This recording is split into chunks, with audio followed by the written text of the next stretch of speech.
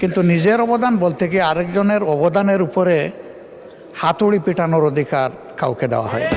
তিনি পার্সোনালি আমাকে হার্ট করেছেন। তিনি এইটাকে শেষ পর্যন্ত কনক্লুশন টানলেন কি দিয়ে? আমি শ্রদ্ধা রেখেই বলতে চাই, মাননীয় সংসদ সদস্য বয়সে আমার বড়, তিনি মুক্তিযুদ্ধে তার অবদান সব কিছুই বলেছেন, কিন্তু নিজের অবদান বলতে গিয়ে আরেকজনের অবদানের উপরে হাতুড়ি পিটানোর অধিকার কাউকে দেওয়া হয়। তিনি পার্সোনালি আমাকে হার্ট করেছেন। তিনি বলেছেন যে আমি বলে থাকি আমি শহীদ মুক্তিযোদ্ধা পরিবারের সদস্য, তাহলে ইনি এটাকে চ্যালেঞ্জ করছেন।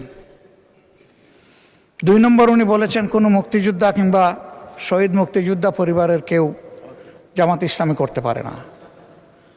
তাহলে উনাকে জিজ্ঞেস করে করা লাগবে? এটি আমার নাগরিক অধিকার। আমি কোন দল করব, কোন আদর্শ আমি অনুসরণ করব, এর উপর হস্তক্ষেপ করার ন্যূনতম কোনো অধিকার রাষ্ট্র কিংবা সংবিধান কাউকে দেয়নি। আমি এটার তীব্র নিন্দা জানাই। আমার আইডেন্টিটি নিয়ে প্রশ্ন করা হয়েছে, এটা গুরুতর অপরাধ করেছেন উনি। আবার আমার আদর্শ সিলেকশনের ব্যাপারে উনি কথা বলেছেন, এটা বাড়তি অপরাধ করেছেন উনি। আমি অনুরোধ করব মাননীয় স্পিকার, তার এই অসংসদীয় অংশটা এখান থেকে যেন এক্সপাঞ্জ করা হয়।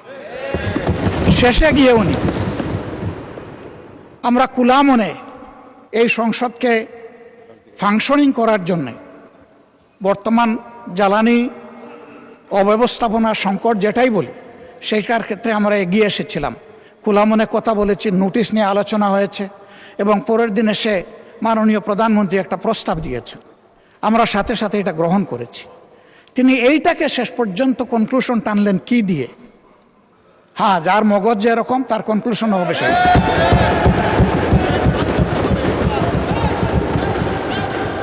তার মতো একজন প্রবীণ ব্যক্তির কাছ থেকে, রাজনীতিবিদদের কাছ থেকে আমি এই ধরনের আচরণ আশা করিনি।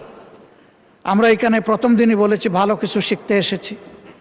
কাউকে হিট করা, গালি দেওয়া, এর মাধ্যমে বড় কিছু অর্জন করা যাবে না। কিছু গোলাবাজি হতে পারে বড় জোর, কিন্তু তার চাইতে বেশি কিছু হবে না। আর সাধারণত যুক্তি যখন ফুরিয়ে যায়, মাথা তখন গরম হয়ে যায়। একটা প্রবাদ আছে, রেগে গেলেন তো হেরেই গেলেন। আমরা সবাই মিলে হারতে চাই না, আমরা সবাই মিলে জিততে চাই। এই জন্য সবাই যেন মাথাটা একটু ঠান্ডা রেখে যুক্তির সাথে সত্য নির্ভর কথাগুলো বলি, তাতে অবশ্যই দেশবাসী উজ্জীবিত হবে, এই সংসদের প্রতি মানুষের আস্থা তৈরি হবে এবং দেশটাকে নিয়ে সবাই মিলে আমরা সামনে এগিয়ে যেতে পারবো। ধন্যবাদ মাননীয় স্পিকার।